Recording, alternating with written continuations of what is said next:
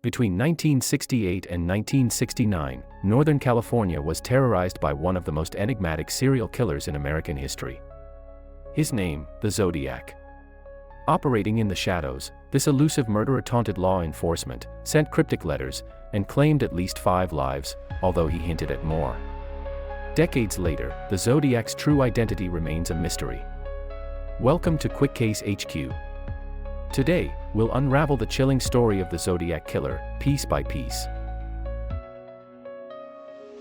The late 1960s were a time of cultural upheaval in America. Protests against the Vietnam War, the rise of the counterculture movement, and a general atmosphere of rebellion marked the era. But amid the social revolution, a darker undercurrent was brewing.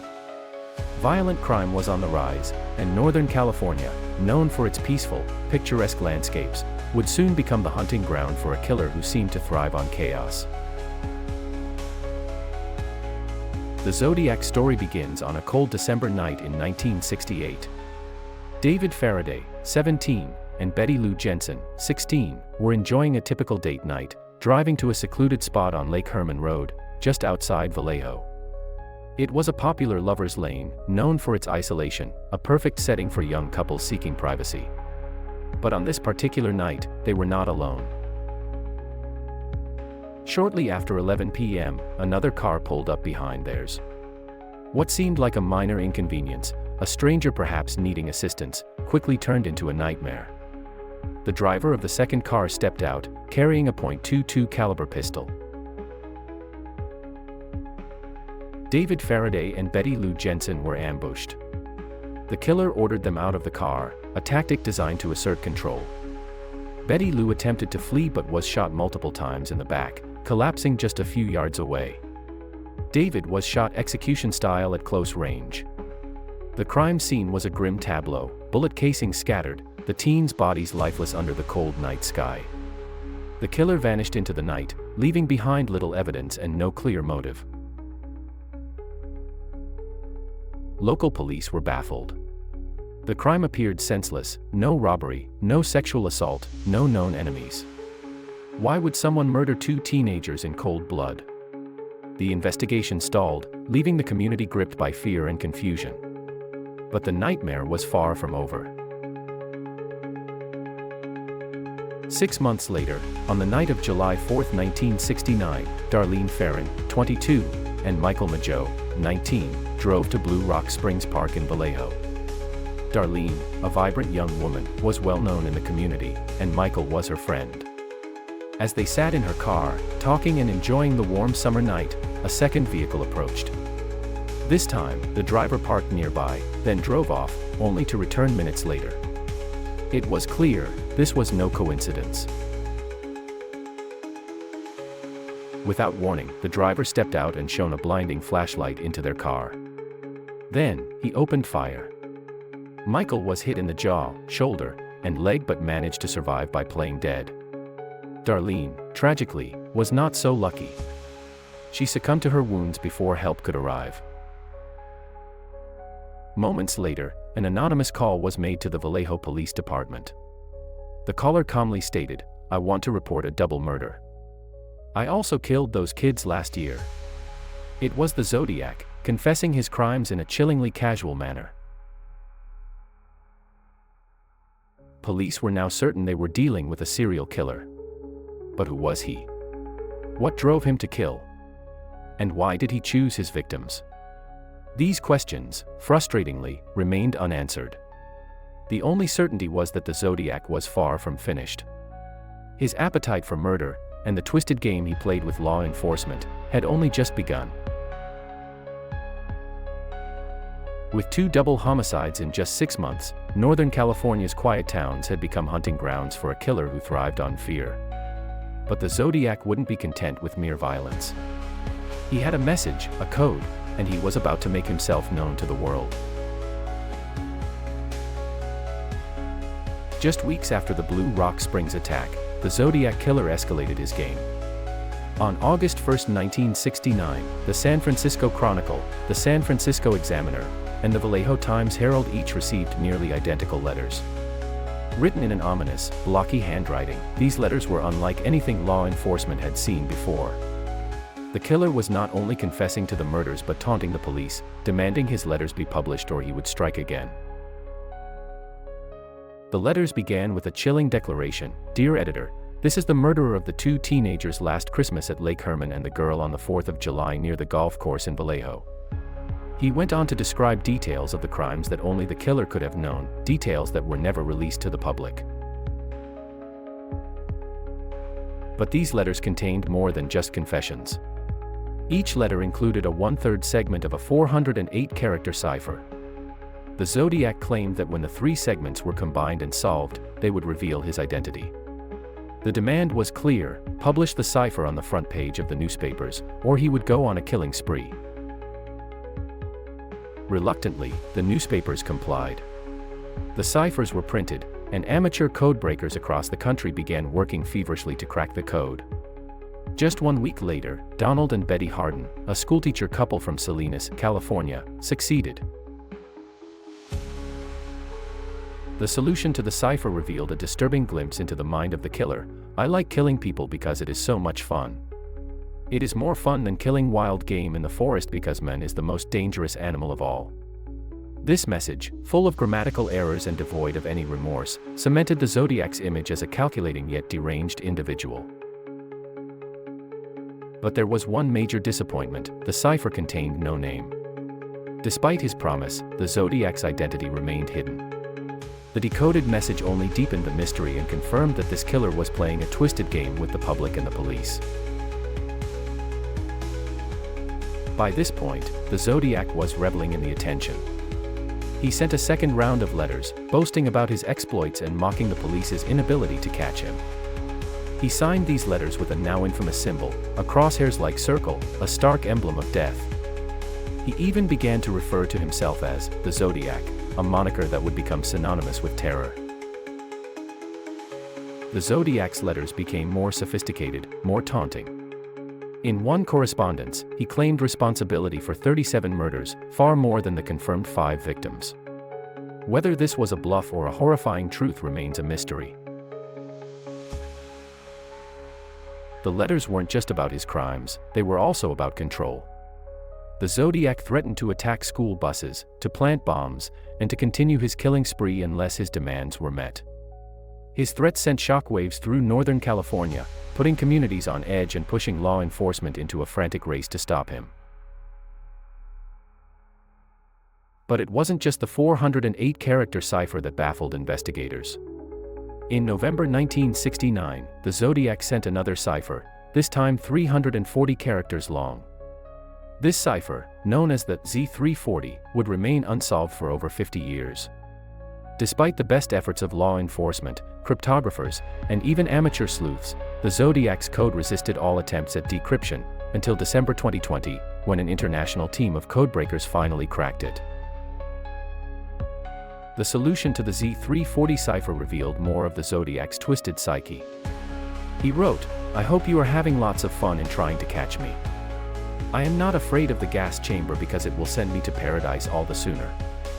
Chillingly, the message contained no useful clues about his identity. Even when he seemed to offer answers, the Zodiac maintained his maddening anonymity. Throughout 1969 and into the early 1970s, the Zodiac continued to send letters. Each one was more audacious than the last. He mocked law enforcement, claiming he wore disguises and altered his handwriting to avoid detection. He toyed with the idea of creating death machines and warned of future attacks. But despite his taunts, the Zodiac's reign of terror remained largely psychological after 1969. His confirmed body count stayed at 5, though his claimed total was far higher. These letters solidified the Zodiac's reputation as a master manipulator.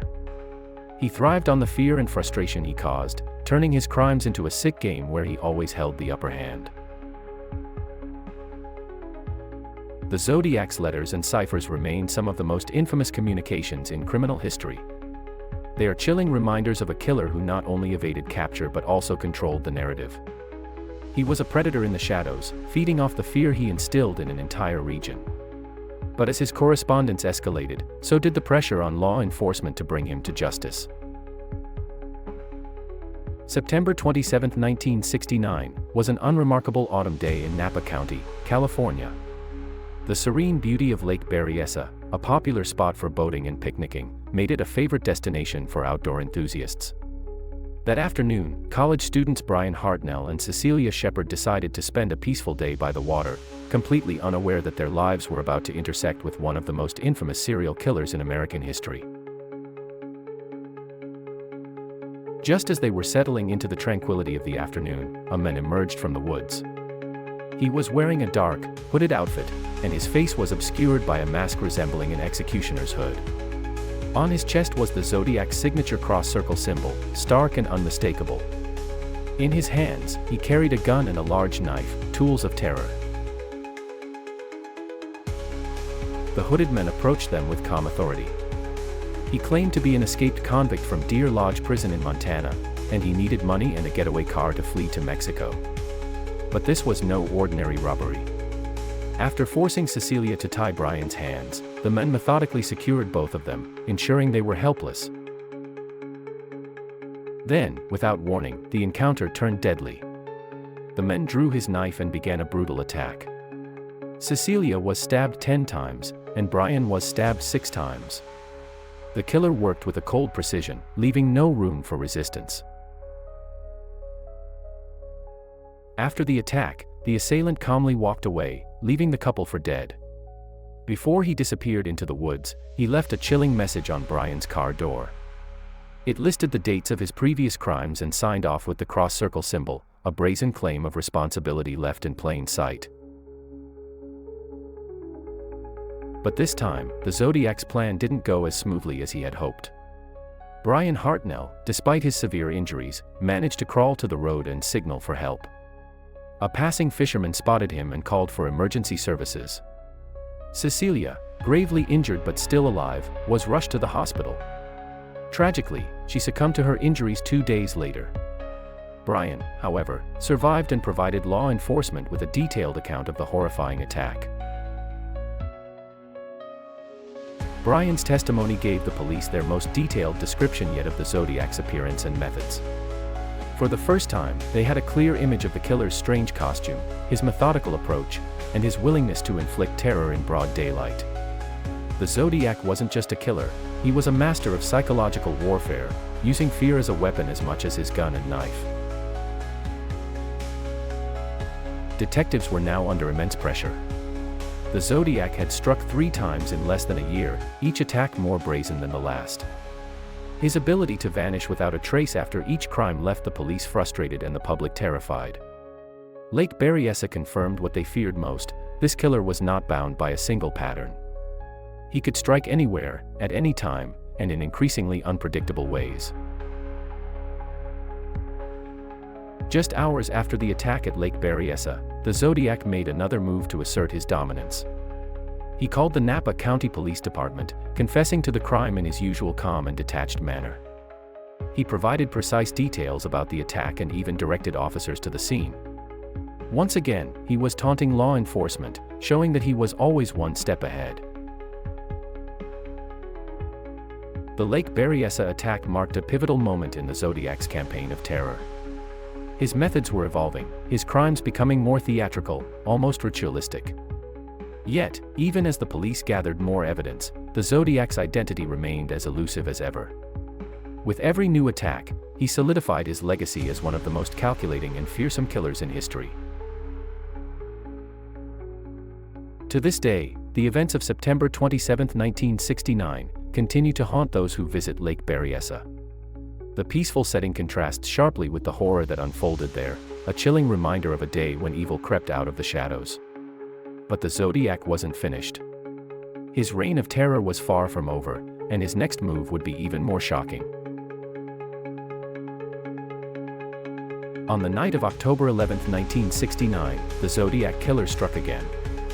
This time, his target was not a young couple in a secluded area but a lone taxi driver in the bustling city of San Francisco. Paul Stein, 29 years old, was working his usual route, picking up fares and navigating the city streets. It seemed like any other night, until he received a call for a ride to Presidio Heights, an affluent neighborhood known for its quiet, tree-lined streets. At approximately 9:55 p.m., Stein picked up his passenger near Union Square. The men requested to be driven to the intersection of Washington and Maple Streets. However, upon reaching Presidio Heights, the passenger suddenly changed the plan.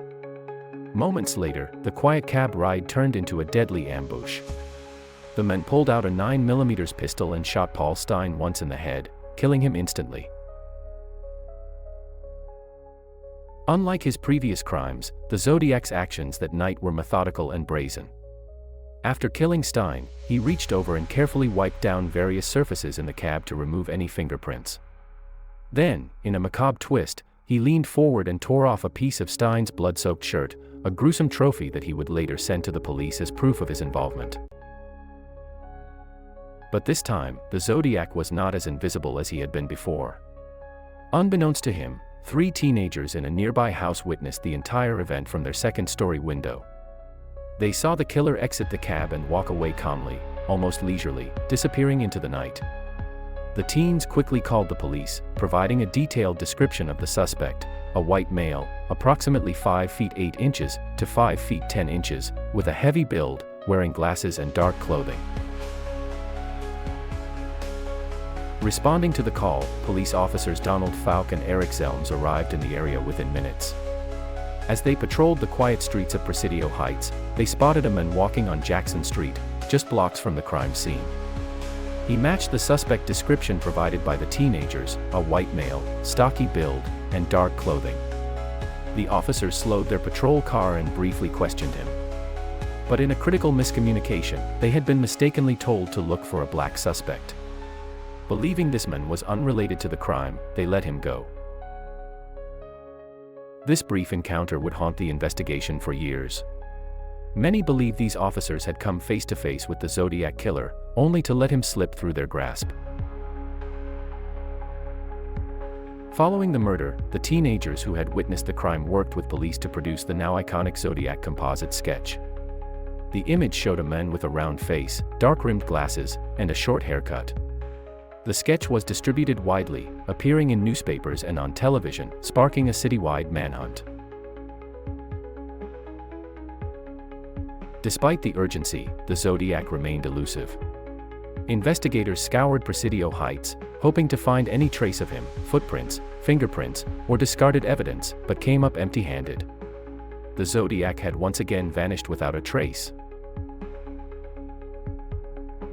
Days later, the Zodiac resurfaced, this time with another taunting letter sent to the San Francisco Chronicle.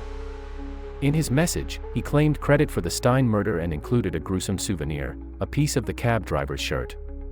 The letter was filled with his usual boasts, mocking the police for failing to catch him and threatening to kill again. He even joked about targeting school children, writing, "Just shoot out the front tire and pick off the kiddies as they come bouncing out." Once again, the Zodiac had not only escaped but had cemented his control over the narrative. Through his letters, he turned his crimes into a twisted form of entertainment, toying with both law enforcement and the media. The murder of Paul Stein marked a turning point in the Zodiac case. For the first time, he had killed in an urban setting, increasing the risk of exposure. Yet, his confidence only seemed to grow. Law enforcement, including the San Francisco Police Department and the FBI, intensified their efforts, forming a task force dedicated to catching the Zodiac. They conducted hundreds of interviews, followed up on countless tips, and even sought the help of criminal profilers to try and predict his next move. But despite their best efforts, the Zodiac continued to evade capture. His ability to blend into the city, strike seemingly at random, and then vanish into the night made him a phantom-like figure. The Stein case, with its near capture and chilling aftermath, left both the police and the public feeling vulnerable. The Zodiac was not just a killer, he was a ghost, a presence that haunted the streets of San Francisco and beyond. To this day, the murder of Paul Stein remains one of the most infamous chapters in the Zodiac saga. It was a crime that brought the terror of the Zodiac Killer into the heart of a bustling city, challenging the perception that anyone, anywhere, could be safe. And while the Zodiac's trail would grow colder in the years to come, his next move would ensure that his legacy of fear remained unshaken. With each passing month, the Zodiac's reign of terror grew more sinister. While his confirmed body count stood at 5, his letters and cryptic messages made it clear he intended to remain a constant, chilling presence in the public eye. His taunts were as deadly as his bullets and knives, turning the media into unwitting accomplices in his twisted game.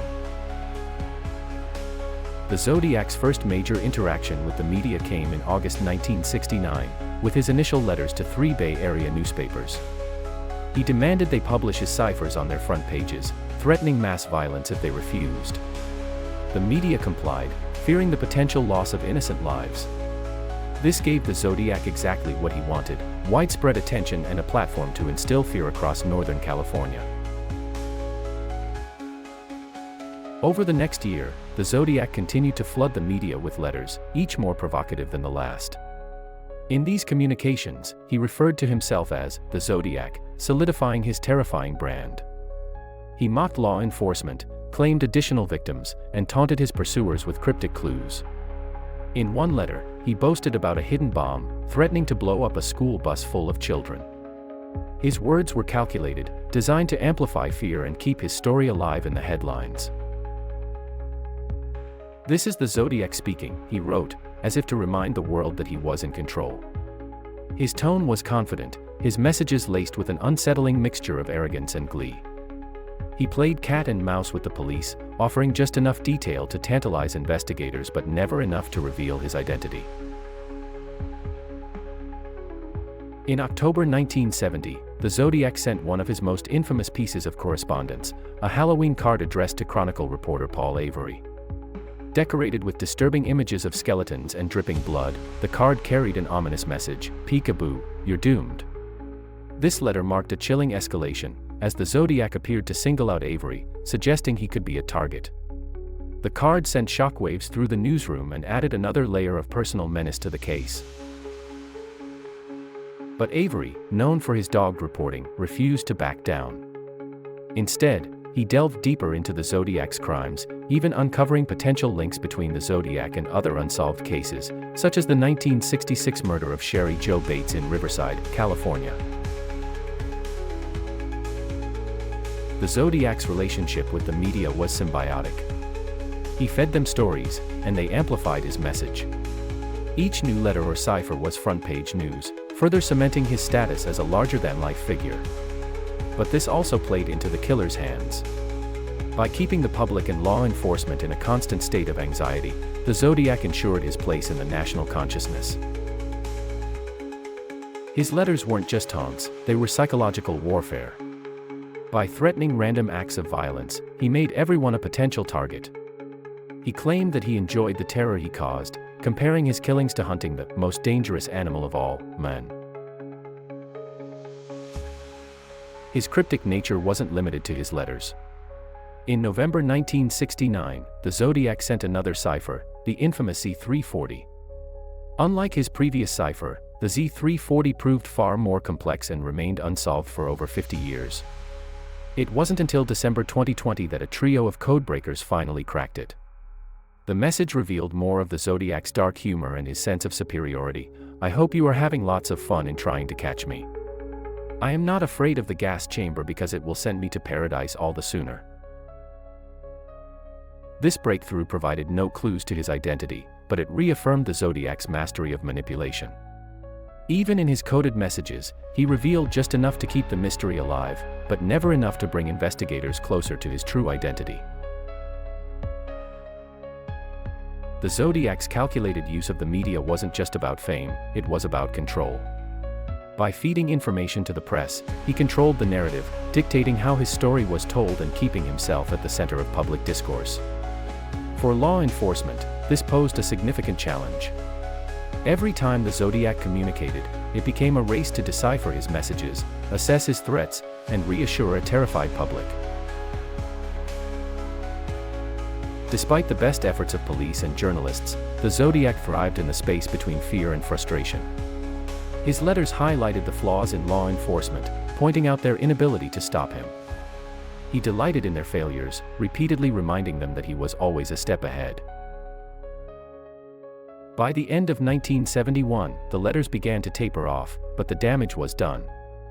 The The Zodiac had cemented his place in history as not just a murderer, but a master manipulator who weaponized fear and exploited the media to amplify his terror. His final confirmed letter would arrive in 1974, marking the end of his direct communications but not the end of his legacy. The Zodiac's use of the media was unprecedented. He turned newspapers into a platform for his twisted game, kept the public on edge, and played law enforcement like puppets in a deadly theater. Decades later, his letters and ciphers remain some of the most infamous artifacts in the annals of crime, haunting reminders of a killer who thrived on fear, attention, and the knowledge that his true identity would remain a mystery. While the Zodiac's identity remains one of the greatest unsolved mysteries in criminal history, investigators and amateur sleuths have put forward a long list of potential suspects. Over the decades, each suspect has brought with them a mix of compelling evidence and frustrating dead ends. From local criminals to seemingly ordinary citizens, the Zodiac case has captivated and perplexed some of the best investigative minds in the world. The most infamous Zodiac suspect is Arthur Lee Allen. A Vallejo resident and former schoolteacher, Allen came under police scrutiny in the early 1970s. He had a troubling background, convictions for child molestation, an obsession with firearms, and a peculiar fascination with cryptography and violent literature. Several pieces of circumstantial evidence tied Allen to the Zodiac. Brian Hartnell, the survivor of the Lake Berryessa attack, stated that Allen's voice and demeanor were eerily similar to that of his attacker. Handwriting experts, however, couldn't conclusively match Allen's writing to the Zodiac's letters, and his fingerprints didn't match those found at crime scenes. Despite multiple searches of his home, where police found weapons and cryptographic materials, no direct evidence linked him to the killings. Allen died in 1992, taking his secrets to the grave. Another intriguing suspect is Richard Gajkowski, a journalist with ties to the Bay Area's counterculture scene. Gajkowski worked for a radical newspaper during the time of the Zodiac killings and was known for his eccentric personality. His former colleagues reported strange behavior, including cryptic comments and an unusual fixation on the Zodiac case. Gajkowski's name became linked to the Zodiac after a tip from an anonymous informant, who claimed Gajkowski's handwriting and mannerisms matched those of the killer. Some believe his insider knowledge of the media made him uniquely capable of manipulating public fear. However, like Allen, there was no concrete evidence to definitively place Gajkowski at any of the Zodiac crime scenes. Over the years, numerous other suspects have surfaced, each with their own compelling yet inconclusive ties to the Zodiac. Lawrence Kane, a career criminal with a history of violence and a police record stretching back decades, was identified by a survivor of the Zodiac's attacks. Ross Sullivan, an employee at Riverside City College Library, became a suspect after his colleagues noticed his sudden disappearance following the 1966 murder of Sherry Jo Bates, a crime some attribute to the Zodiac. Earl Van Best Jr., whose name emerged in later years, bore a striking resemblance to the Zodiac composite sketch. His son, Gary Stewart, even published a book claiming his father was the Zodiac. Yet, like so many others, these suspects remain tantalizing pieces of an unsolvable puzzle. Each fit parts of the profile, but none could definitively be named the killer. As technology advanced, investigators hoped that modern forensic science might finally unmask the Zodiac. In the early 2000s, authorities extracted partial DNA profiles from saliva found on the Zodiac's letters. However, the samples were degraded and provided no definitive match to any known suspect. Despite repeated attempts, including familial DNA searches, the results were always the same, inconclusive. DNA analysis ruled out some suspects, including Arthur Lee Allen, but it failed to bring law enforcement any closer to solving the mystery. The Zodiac seemed to have left just enough evidence to frustrate investigators, but not enough to identify him. In the absence of new forensic breakthroughs, the hunt for the Zodiac has increasingly been driven by amateur detectives and online communities. Forums like ZodiacKiller.com have become virtual headquarters for armchair sleuths, where theories are debated, suspects scrutinized, and every detail of the case is dissected. Some believe that the key to solving the Zodiac mystery lies not in the evidence but in the collective efforts of these modern investigators. Over time, these communities have uncovered new leads, reanalyzed old evidence, and even brought fresh suspects to light. Yet, the Zodiac's true identity remains maddeningly out of reach. The sheer volume of theories, suspects, and false leads only adds to the complexity of the case. Today, over 5 decades since his first confirmed attack, the Zodiac Killer remains an enigma. His crimes, his letters, and his cryptic messages continue to haunt investigators and captivate the public. Despite numerous suspects, countless investigations, and the relentless efforts of professionals and amateurs alike, the case remains open, with more questions than answers. The Zodiac Killer not only evaded capture but also cemented his place in history as one of the most chilling figures in true crime. His story, shrouded in mystery, serves as a grim reminder of the limits of justice and the enduring fascination with the unknown. Who was the Zodiac? Perhaps we'll never know. But his shadow looms large, a haunting figure that continues to captivate and terrify. For over 5 decades, the Zodiac Killer has cast a long and ominous shadow over the American psyche. His crimes, cryptic letters, and taunting games have fascinated and frustrated investigators, historians, and true crime enthusiasts alike. But the question remains, who was the Zodiac? And why, despite decades of investigation and countless advances in forensic technology, has his identity remained a secret? The Zodiac story is more than just a tale of violence, it's a tale of power. Through his actions, he showed a chilling understanding of human psychology, using fear as his ultimate weapon. By controlling the narrative through his letters and ciphers, the Zodiac transformed himself into a legend, a killer whose name alone inspires unease. Over the years, the Zodiac Killer's legacy has extended far beyond his original crimes. He has become a fixture in popular culture, inspiring books, documentaries, and films. David Fincher's 2007 movie Zodiac brought renewed attention to the case, meticulously reconstructing the investigation and reigniting public fascination. True crime podcasts and YouTube channels have dedicated hours to analyzing every detail of the case, exploring every theory and suspect. The Zodiac has become more than just a criminal, he's a cultural icon, a symbol of the dark side of human nature and the enduring allure of the unsolved. His story speaks to our collective obsession with mystery and our unrelenting desire for answers. Despite his long silence, the case remains open.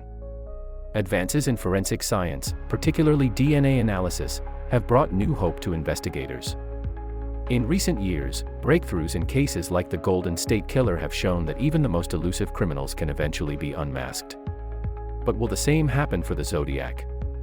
Could the technology that solved decades-old cases finally bring an end to one of the most infamous mysteries in criminal history? Some believe it's only a matter of time. Others think the Zodiac's secrets died with him. But for law enforcement and amateur sleuths alike, the search continues. Every old letter, every new lead, every fragment of evidence is another step closer to uncovering the truth. While the Zodiac Killer's identity remains unknown, his impact on the lives of his victims and their families is anything but a mystery. For those who survived his attacks and for the families of those who did not, the scars remain. Behind the media frenzy and the public fascination, there is real pain, real loss, and a longing for justice that has never been served. The victims, David Faraday, Betty Lou Jensen, Darlene Ferrin, Michael Mageau, Brian Hartnell, Cecilia Shepard, and Paul Stein, are more than just names on a case file. They were sons, daughters, brothers, sisters, and friends. They are the true heart of this story, and their memory is a solemn reminder of the human cost behind the Zodiac's games. The Zodiac Killer case is a story of contrasts, violence and silence, fear and obsession, mystery and frustration. It's a story that has haunted the public imagination for generations and will likely continue to do so for years to come. The Zodiac remains an unfinished chapter in the history of American crime, a haunting reminder that some shadows refuse to be illuminated. Perhaps one day, the Zodiac's identity will finally be revealed, bringing closure to those who have waited so long for answers. Or perhaps, like his cryptic ciphers, the truth will remain locked away forever, leaving us to ponder the identity of the man who once called himself the Zodiac. Until then, the case remains open, the mystery unsolved, and the legend enduring. This has been Quick Case HQ, where we dive deep into the mysteries that keep you up at night. If you enjoyed this investigation, don't forget to like, subscribe, and hit the notification bell for more chilling content. Stay curious, stay safe, and we'll see you next time.